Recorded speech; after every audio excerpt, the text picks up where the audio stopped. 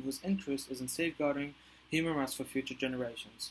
Privacy in China is a huge issue. The CCP is directly conflicting with human rights on a daily basis, targeting specific minority groups, or the Uyghurs to be exact. According to the director of the China Institute, no government can simultaneously enforce all human rights.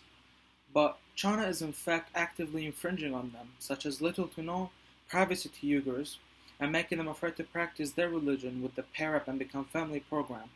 Human rights are inalienable, universal, and indivisible.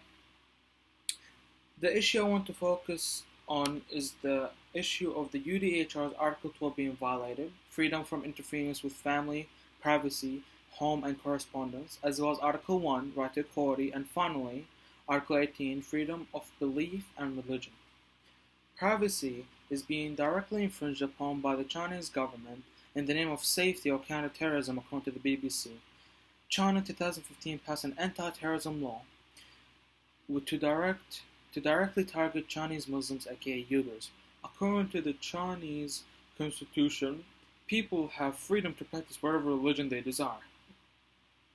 The Australian Strategic Policy Institute claimed the existence of 380 suspected facilities in the Xinjiang region. China says it's aimed to tackle poverty and religious extremism in Xinjiang.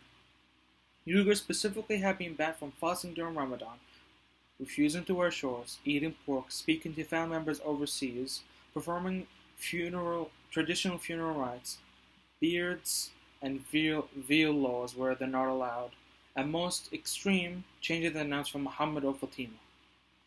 Inequality in China is only becoming more and more prevalent by the years that go on. Xinjiang is of huge economic importance to the Chinese government. It reserves some of China's most valuable assets, to say the least. Xinjiang is a literal gold mine for China. When they see people with a religion, they see a threat. Ridding people of their identity is a great way for a totalitarian country to have absolute power and control over one's smallest life aspect, and therefore their region. Discrimination between Han Chinese and Uyghurs sticks out like a sore thumb in China. This is reflected with the extreme persecution rate in Xinjiang, with at least 1 million Uyghurs, with a total population of 12 million, being imprisoned in detention centers, according to the BBC. Compared to the rest of mainland China, where only 1.7 are imprisoned, with a population of just under 1.4 billion in federal penitentiaries in total, according to Statistica. This shows very clear discrimination and misuse of the UDHR, as the Han Chinese, by statistics, are imprisoned less, and likely even less surveilled, as well as since they don't seem to be a terrorist threat to the government. An exceptional example of Uyghur society and culture being crushed is the Pair Up and Become Family program in China. It is where for a full week, Han Chinese is able to move in and live with a Uyghur family for a full week in the name of counterterrorism. This directly rids Uyghur Chinese people of their right to freedom from interference from both family and privacy in Article 12 of the UDHR. In Xinjiang, more than 1 million public servants are assigned to families in Xinjiang, and they must visit and stay with the families regularly.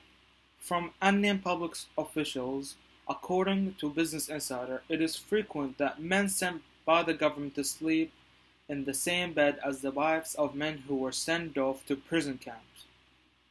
Universal human rights are there for people to be dignified. The right to equality is being wronged by the Chinese government in the name of safety. The only way for cultural and social liberties to be reconciled is by the government removing detention centers completely, remove most if not all surveillance techniques both online and in the streets, and allow Uyghurs their inalienable human rights of Article 1, 18, and 12. Otherwise, this can accurately be described as a clear attempted genocide of the Uyghur Chinese. Thank you for listening.